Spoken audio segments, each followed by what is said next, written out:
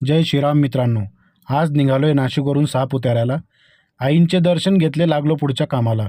लिफ्टचं button दाबल्यानंतर आमच्या लिफ्टमध्ये thumb आणि काठशिवाय लिफ्ट चालतच नाही.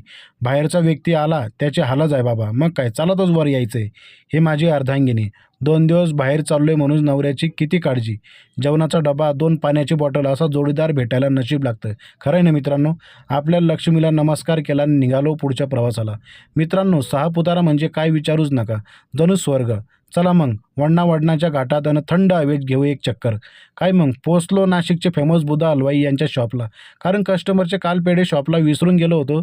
मला पण रस्त्यात दुकान लागणारच होते. म्हटलं चला सोबत घेऊन जाऊ. आपल्यालाच परत यावं लागेल, डबल फेरा नको. फायनली कस्टमरच्या लोकेशनला पंचवटी यात्री हॉटेलला पोचलो. मग मी कस्टमरला कॉल केला आणि सांगितलं की मी तुमच्या लोकेशनला पोचलो आहे. मग काय फोन लावताच कस्टमर बाहेर आले आणि आम्ही निघालो पुढच्या प्रवासाला. अजून बरंच काही बाकी आहे. भेटूया पुढच्या भागात. धन्यवाद.